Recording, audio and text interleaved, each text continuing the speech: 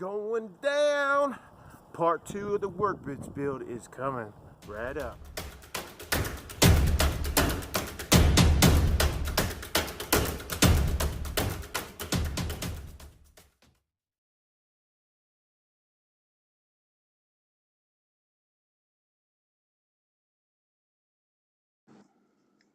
For this first clamp option I'm going to show you is a clamp I bought at Harbor Freight. There's different brands of these clamps. You could get them at some of your big box stores in different names and different styles. But this one here is about $9 at Harbor Freight, and it's always good to buy your clamps in pairs. This handle also can pull out for using it in a T fashion or a different way to turn it.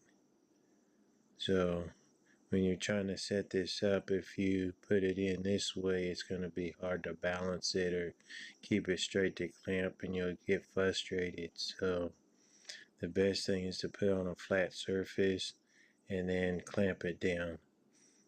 These clamp options are not the best for glue ups, but it will hold it if you're wanting to use screws or nails. This second clamp option is if you use a scrap piece off of the material you're cutting and it has square edges. You could use this for a clamp option.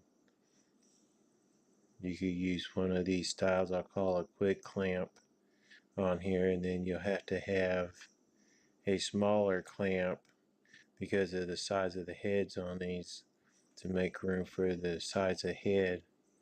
It's better to have one of these smaller Harbor Freight or wherever you get a style of one of these clamps to put on there. But this is also a good second option. And my favorite option is one of these bookends.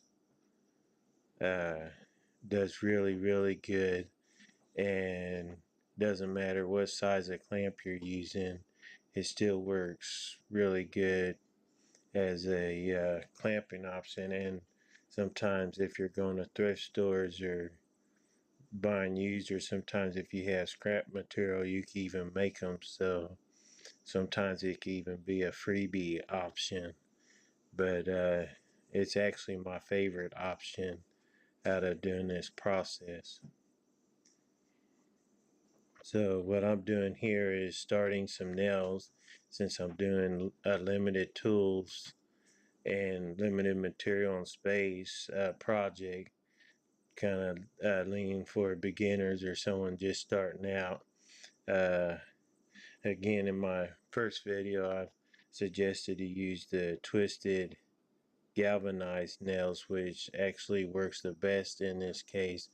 But I will add, if you're able to use a type of screw, structural wise, I would go ahead and use screws if you're able to use those. But I'm just, for demonstration purposes, I'm using like a twisted galvanized nail that is labeled on the box as a 16D or 3.5 inch in length nail.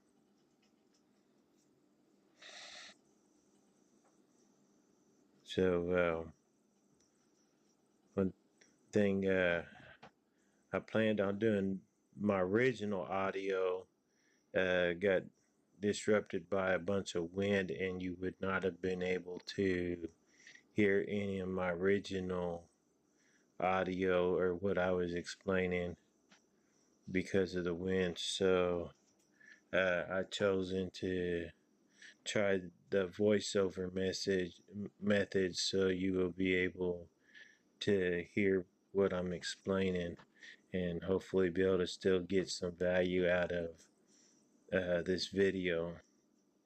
And if you like this type of method, please leave me a comment in below if you like this method of instructional video, and I will continue to do this style. So I'm getting ready to set up.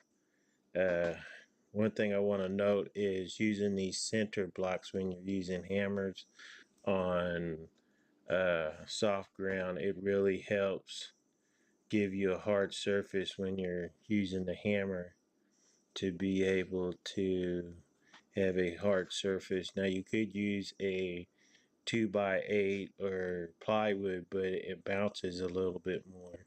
So, but these blocks usually depend on your area and the location and what big box store or what area you buy them from. They could be anywhere from $1 to $2 or $2.50, depending on your area piece. But it actually just makes it a lot easier. And don't be afraid to use a generous amount of wood glue. If it squeezes out, it's actually okay. Just could take a rag later and wipe it off. But in this process, the more glue you got, the better. So I would just be extra generous with the wood glue. As you see how this actually helps give you a third hand using these corner clamp methods. One thing I'm going to show you is sometimes you will have the wood split. It's something that you don't want to happen, and sometimes if you could go ahead and fix it, I would suggest fixing it. But it's just something that there's tricks you could learn, uh, like flattening the end of the nail sometimes helps, or sometimes you could wet the board. But for right now, um, we're just going to keep moving on with the project. But a lot of times I would go ahead and take the time to fix it or replace that board. But for the sake of this project and this video, I'm going to go ahead and just keep moving forward and hope that it does not split anywhere else. And through the rest of the project, I could be able to add an extra nail in that spot to make it stronger. So I'm just finishing up, going through, and this here is going to be either the top work surface or it's going to be the middle shelf, because they'll both be the same size. And one thing I am going to do during this project is my original design did not uh, call for a middle brace, but I'm going to eventually add a middle brace in here, but that would be on the part 3 video of this project build.